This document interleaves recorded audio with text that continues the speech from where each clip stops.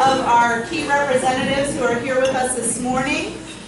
Joining us first is from David Joyce's office, Representative Katie Berger.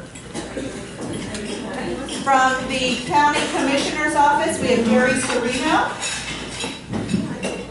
Our Council President, Paul Hack. Council Vice President, Christine Shoup. Councilman at Large, Tom Fitzgerald. Also Councilman at Large, Jim Fodor.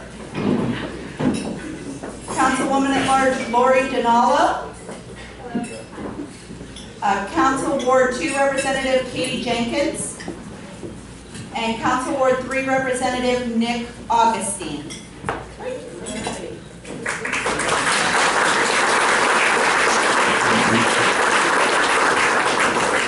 I'd also like to introduce our staff. I was going to have our staff stand. If you can stand in your locations, we're in tight quarters today, that would be great. And please hold your applause until the end.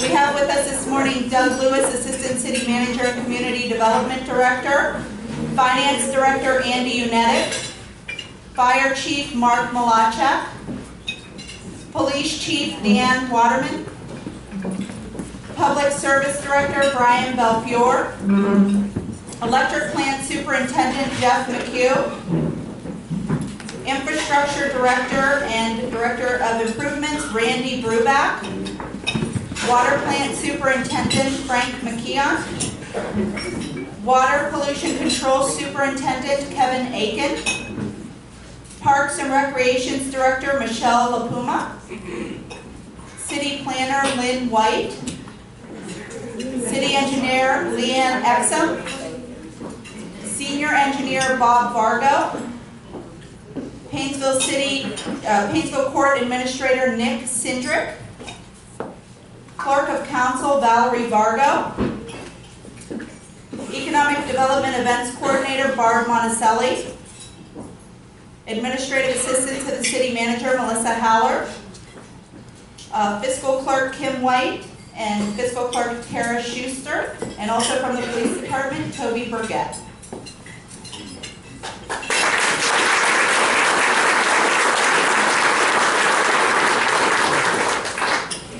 Thank you, and you're welcome to talk with any of our staff afterwards if you have any other questions for them. So I'd now like to introduce our sponsor for today's event. Today's sponsor is the Painesville Credit Union, and here to introduce their team is Lori Ghazi, CEO.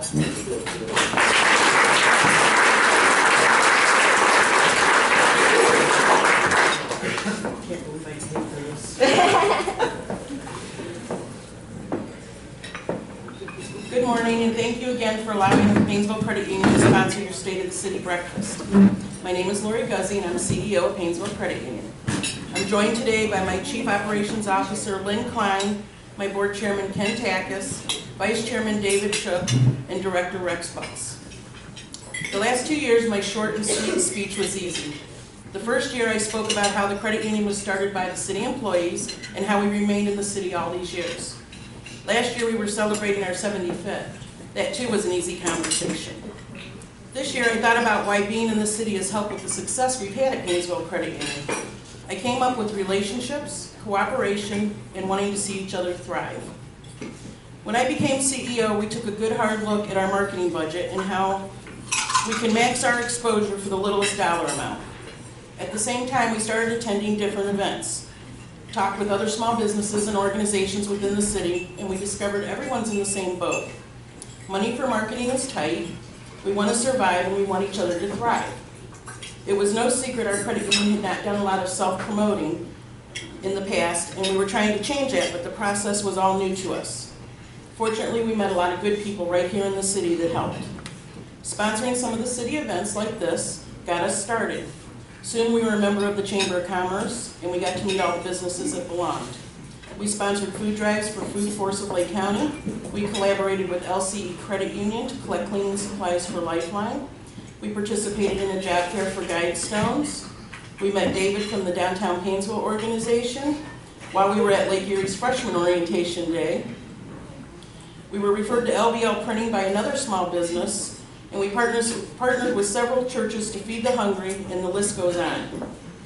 I'm not trying to brag about everything we've done. I'm trying to show how relationships and cooperation can go so far in our business world, and in the long run, they can cost very little. I can pinpoint how every one of the partnerships I have mentioned, and the many that I have not, has benefited our credit union. Recently, we partnered with Painesville Speedway to fill the race car with Toys for Tots and fill the race car with non-perishable food items for the food bank. Both are ventures the credit union has done for several years very successfully. This year, we partnered up with them and we doubled our intake on both. Our cost to do this? We put it on our Facebook page. They put it on theirs. We did a Facebook Live video and we printed up posters and hung them in our lobby. Very little cost, but very big results. I guess my point is Painesville Credit Union has been in Painesville City for 76 years, and this year has been one of our very best in history. We grew in membership, assets, and loans. We attribute that to the relationship building and wanting to succeed. So I hope that you can take some of these examples, and as you stroll around town or attend an event, reach out, start a conversation with another business or organization and see what we can do for each other. It costs very little and the results are powerful. I think we all want the same thing, for our community, to serve our community well and for everyone to succeed. Thank you.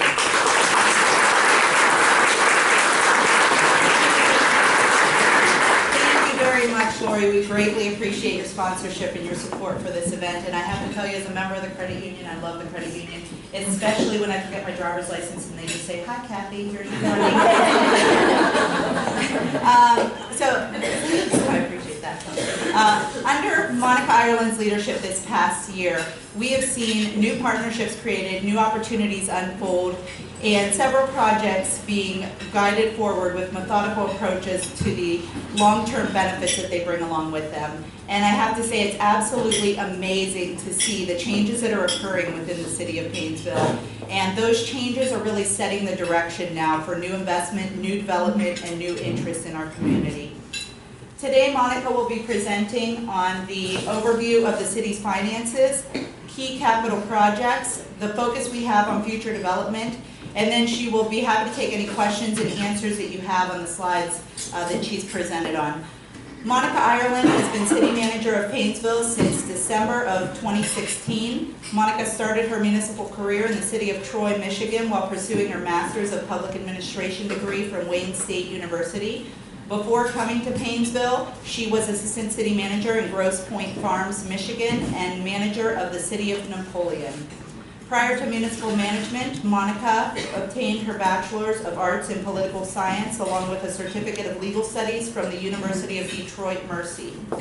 Most recently, she was awarded the Early Career Leadership Award through the International City Managers Association. This award recognized her for being an outstanding early career local government professional who has demonstrated leadership and commitment to local government as a profession. Monica currently serves the community as a board member for the Downtown Painesville organization. She's in Leadership Lake County and serves on several American Municipal Power subcommittees, including Power Supply and Generation, Transmission and RTO, Member Services, Legislative, and Risk Management Oversight. Please welcome Painesville City Manager Monica Ireland.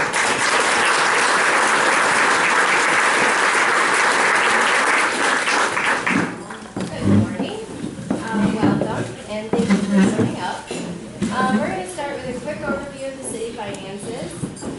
So our finance department is actually an award-winning finance department. We are recognized by the state of Ohio and the Government Finance Officers Associations for our compliance with state and national requirements. For the 4th year in a row, we've been given the Auditor of the State Award with distinction.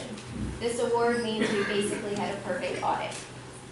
For the last 30 years, we've received the Certificate of Achievement in Excellence in Financial Reporting from the GFOA. And for the last 17 years, we've been given the Distinguished Budget Presentation Award, which reflects the city's commitment to the highest principles of government budgeting. The City Council sets very high standards, and our finance department meets those standards. So let's take a moment and give our finance department a hand.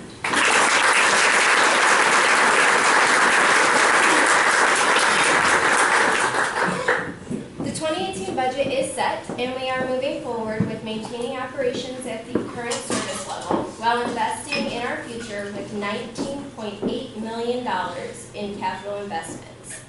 The chart that you see on the screen shows our expenditures broken down by fund.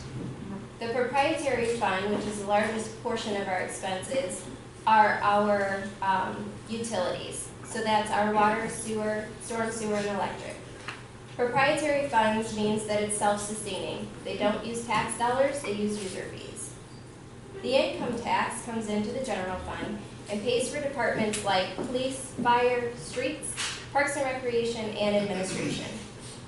The capital is paid through income tax, the fire, and street levies. So at this point, I'd like to thank the public for renewing the fire and road levies. Without those levies, we cannot maintain what we have or plan for the future. So thank you.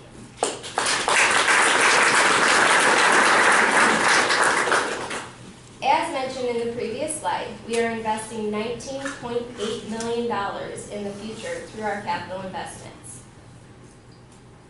$8.4 million of that is actually for our water intake project. The water intake project is budgeted for $17 million overall and will be completed in September of 2019. We financed this project with the Ohio EPA and a 0% interest loan over 20 years. This loan will save us millions of dollars on the overall project. $2.2 million of the capital goes into roads and sidewalks. The road levy brings in approximately $635,000. Because it is a dedicated, known funding, we can take that and leverage against grant funds. On top of levy funds, Council chose to add general fund money to increase our investment in our roads and our sidewalks. You can see the breakdown of the projects for 2018, but I'd like to touch on 3 of them. Richmond Road will be an ODOT run project, and out of that $972,000, $691,000 is paid for through ODOT grants. On top of what you see on the screen, we are also investing $1.2 million in the 16-inch water line that will be replaced prior to the road resurfacing project. So the 1.2 is on top of this 2.2 that we are currently discussing. For those who live or drive near Bank Street, you've noticed that slowly the bank has eroded into the river. The Bank Street Erosion Control is a grant through the Army Corps of Engineers to help us fix critical failures that are happening on that bank. In 2018, this money will be used for the feasibility and design of the project, and Council's already set aside money for 2019 and 2020, and the repairs will start most likely in 2020. In the meantime, staff will continue to look for grant funds to pay for our portion of the grant. The last project I'd like to talk about is the sidewalk improvements. Council's been talking about sidewalk improvements for several years, so in 2017 we hired 2 part-time temporary employees to walk every sidewalk in the city and take extensive notes. We now have an extensive database of all the sidewalks. In 2018, we will be using the $130,000 to pay for all of the city-owned, city-responsible sidewalks that need replaced. At the same time, we will be educating residents and business owners on their responsibilities tied to sidewalks, and then send notice for repairs. There's actually a work session on Tuesday, February 20th, if you're more interested in how the project's going to be run. Focusing on the future. Our downtown master plan has been in place for a while. The plan says that we need to create sustainable development that reinvigorates our downtown and the surrounding area. Integrating diverse housing options while creating pedestrian-friendly streetscapes and high-quality mixed-use development that complements and reinforces the rustic urban fabric of our city, while increasing our income tax. We've taken all of these concepts and we moved forward on the High Point Center site. Most of you know it as the old hospital site. The High Point Center site, for the last several months, staff has been interviewing housing developers for the site through a structured RFQ process. The goal for that site is to build sustainable, diverse housing options in order to reinvigorate our downtown. what we've heard through our research is that retail follows rooftops. So side effects of a well-planned housing development will revitalize our downtown in ways that this community has been hoping for a long time. In order to continue the path of creating our future, City Council has decided to create a council strategic plan for 2018 through 2022. The 4 main goals of this plan are to develop framework to strengthen city leadership and effectiveness, strengthen community communications and engagement, strengthen the infrastructure to support our city mission, and to strengthen Paynesville's future growth. This is currently on City Council's agenda for approval. But in the meantime, staff and council have already taken steps to implement, and we hope these goals will continue to lead us into a prosperous future. Asset management and complete streets planning started in 2017. The Ohio EPA has forced asset management in our water system, but we decided to take that a step further and do a citywide asset management plan. We're working with the local engineers, BNN, to put this in place. Every department, from the police all the way to the water, have participated in the creation of this document. It'll help us understand what assets we own, the condition of the assets, and help us put in place a replacement schedule that meets the financial needs of the city. Complete streets ensure that users of our transportation network experience an effective, functional, and visually attractive environment while traveling through Paynesville. As you can see by the picture, assets above and below the ground are taken into consideration. Staff is currently working on a 5-year comprehensive plan to show where capital funding is going and where it's going to be spent in the future. The plan is nearing completion, and we will be presenting it to council. Looking to the future, we are establishing a foundation for a smarter, more responsive city. Beginning in the electric department, we are starting with automated metering infrastructure, or AMI. An AMI project in Paynesville will start with the automated meters, which will read customers' usage automatically and send that data to a platform for which customers will have access. With network and meterings in place, instantaneous access to their usage and costs will be available to our customers. The system is not just for customer service, but it will allow our utility office to diagnose billing issues instantaneously. This platform will also allow us to plan for the future. System-wide, we can enhance our distribution in terms of better and more efficient outage management. The network will allow us to add intelligent pole-mounted switching devices, which will help get power back on quicker when an outage occurs. In the future, we could take this further and take steps to control our street lighting or even do citywide Wi-Fi. The AMI will set the foundation for the city utilities to move forward in efficiency and allow for better customer service. I didn't lie, we were going a quick review of the city finances, the key projects, and the future focus of our community. So I'd be happy to take any questions.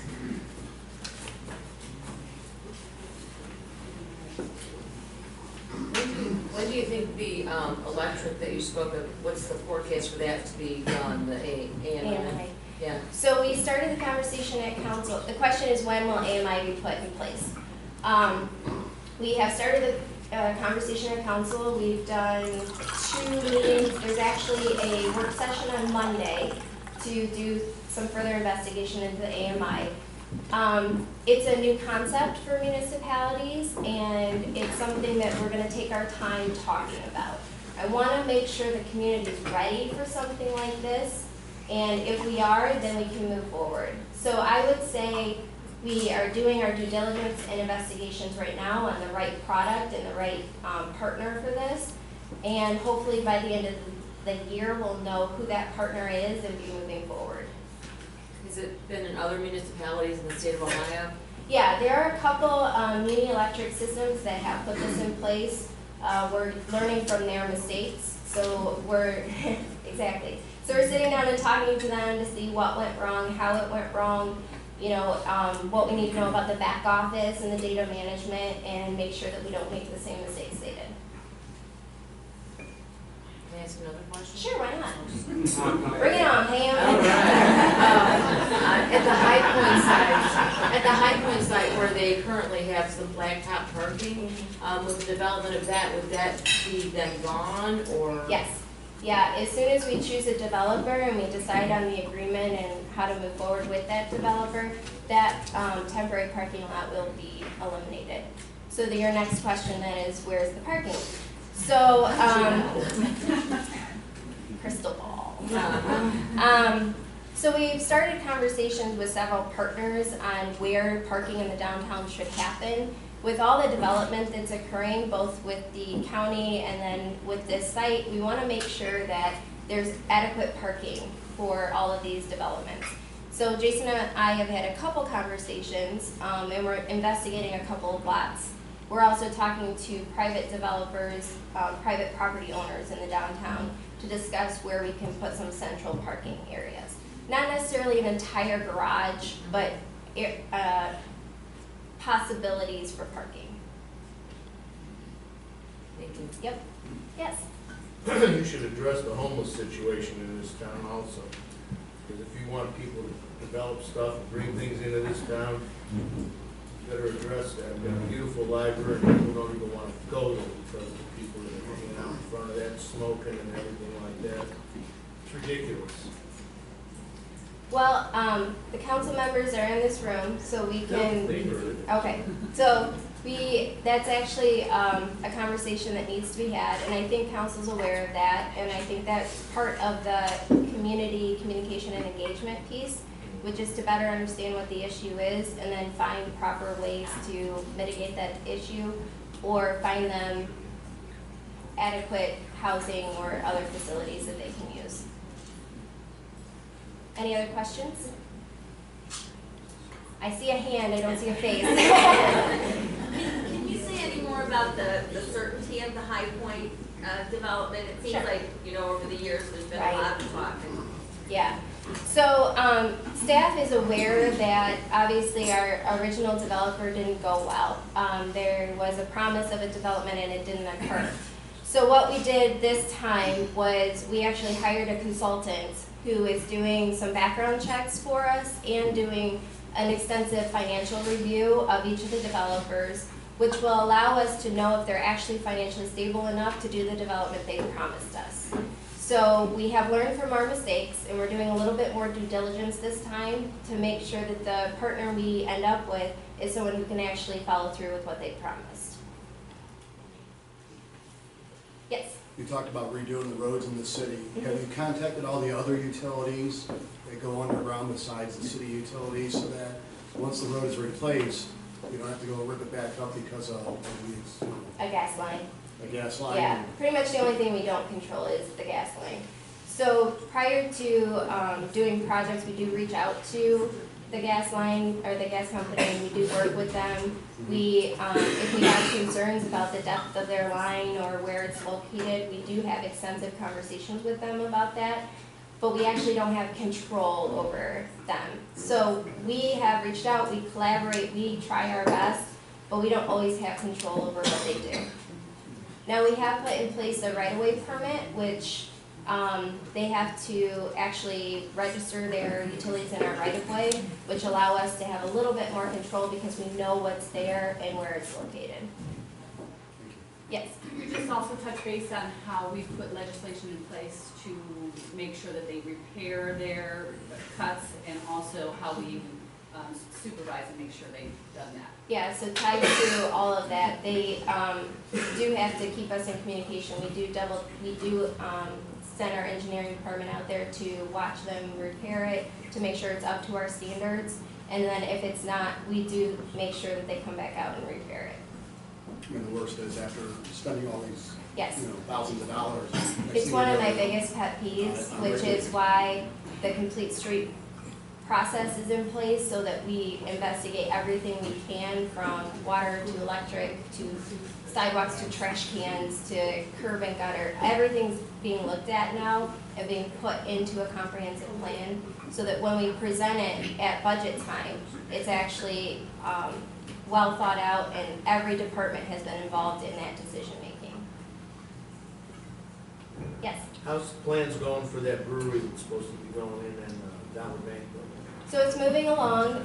We actually got about $30,000 in CDBG funds to do storefront improvements, and they actually were one of the recipients of that grant. So in the coming months, you should see some changes on the exterior as far as color and awnings and signage and things like that. The actual interior, we're working with them and we're being patient with them. They're not going to be able to do the entire building right away because it's just a massive undertaking. But obviously, one of our key businesses we've been trying to attract is a brewery. So we're being patient, allowing them to do the first floor and the HVAC and things first to open up and get that going.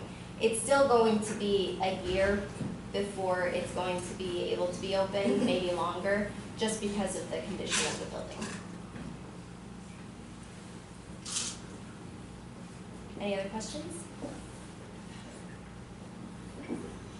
I see a hand in the corner. Oh, Mary Jo, hi. Just, do you have a projection for High Point and when you developer, are you going to have a timeline in which they need to get started? Sure. So, How is that? the question is there a timeline for High Point? If we get a developer, when will they get started? So it depends on the developer.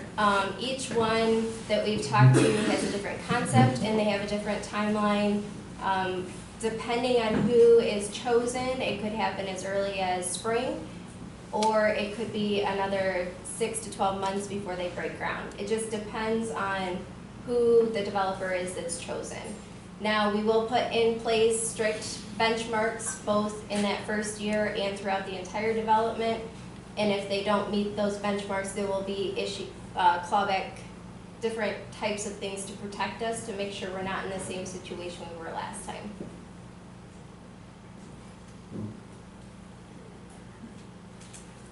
Monica, could you share a little bit about our relationship with the college and how we're growing that relationship? Sure. So Brian Posler started just before I did, so we jumped in the New Kid canoe together and spent a lot of time together. We've been working with the college on, specifically since we're developing the High Point site and they own the old Harvey site, we've been working very close with them about making sure the two developments speak to each other. We've also applied for and are granted a planning grant for Washington Street.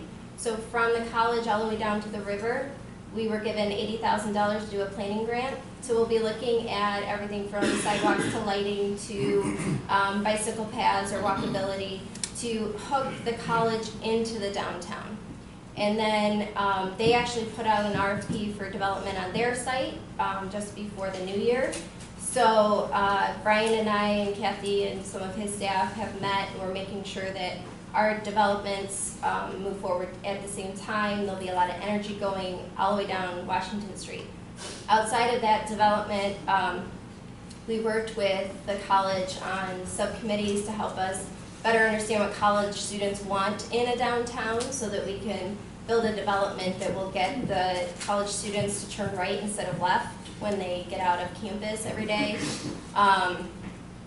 And I guess we're really trying to blur the boundaries between the school and the city. So you don't really know, we want it to be, you don't really know where the city ends and the college begins. We want it to become a true town and gown type of a feel.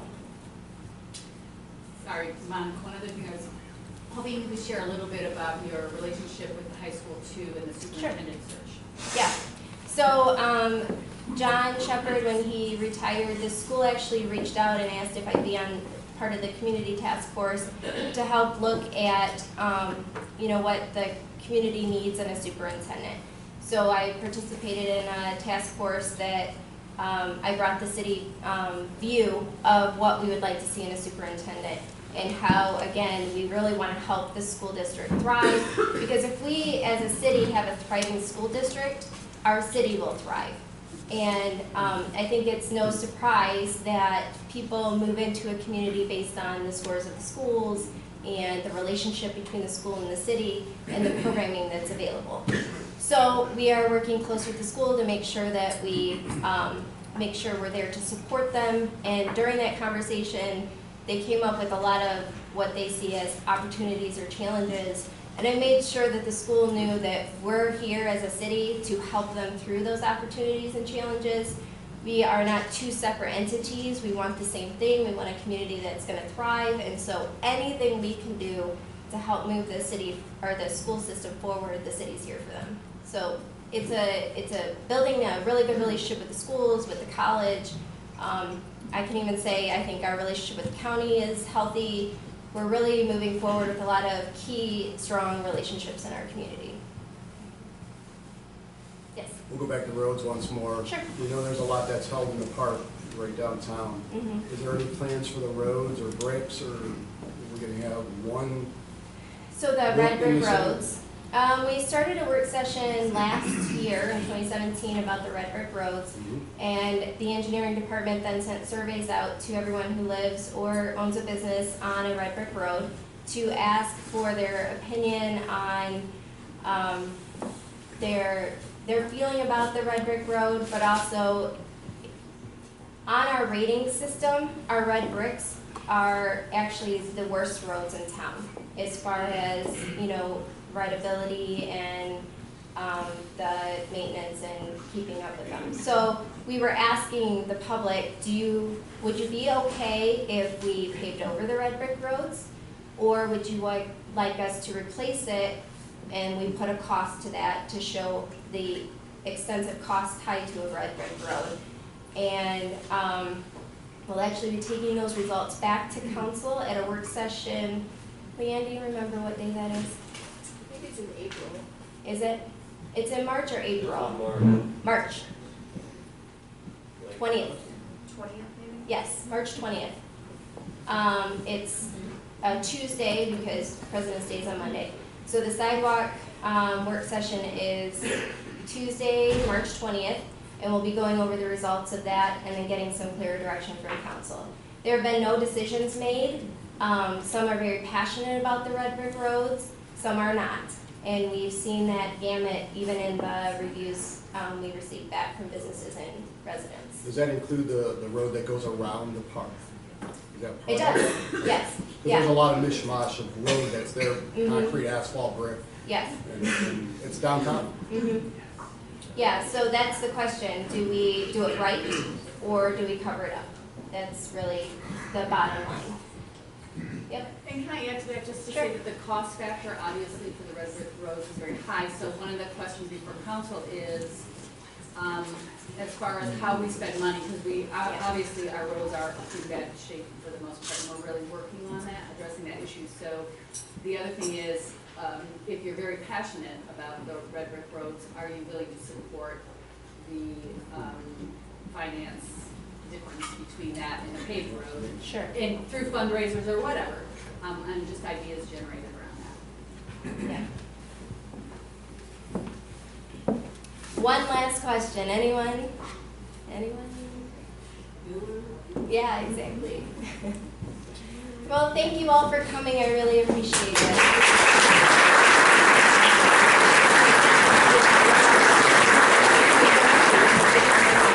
Okay, I would like to have Lori, if you would come up. If anyone has not dropped their business card yet, please, Valerie's going to be coming around. Please drop your business card. We have a couple great baskets.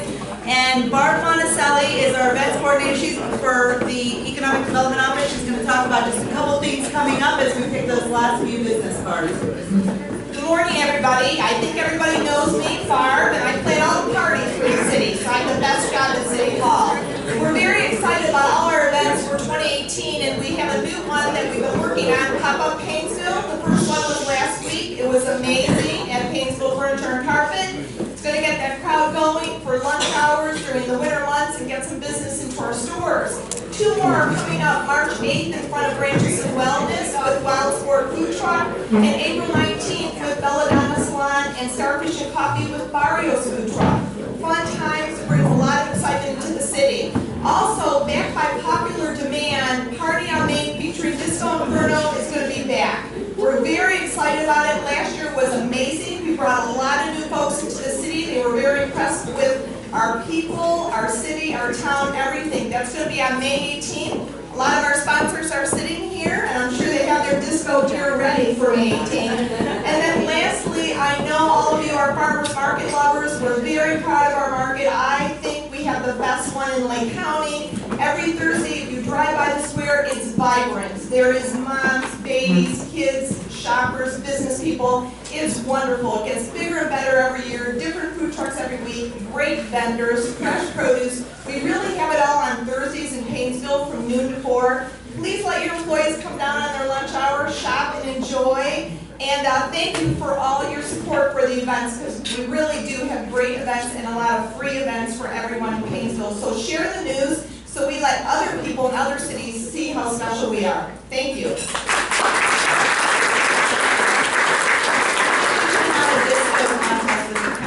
City administration and county administration. What do you think? There's a commissioner here. All right, so I would like to have Lori now draw 2 business cards. We'll draw one each. We first got a farmer's market gift basket that we're giving away, and the farmer's market gift basket goes to Ron Graham from the Health District. And then the Painesville Credit Union, which I see an eco dot in there. The Painesville Credit Union basket goes to Ben Capel with Lake Trail.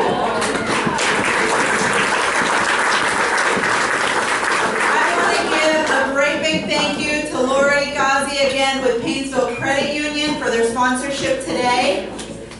And also a great big thank you to Carol Shamakian for the seal management.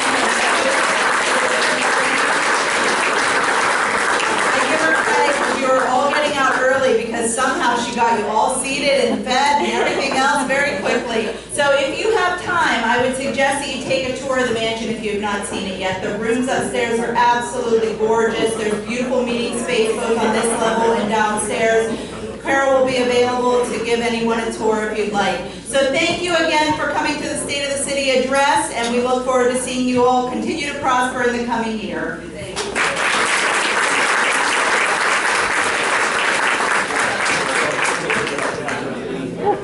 We did a job. We did it. How are you? Nice job. Good to see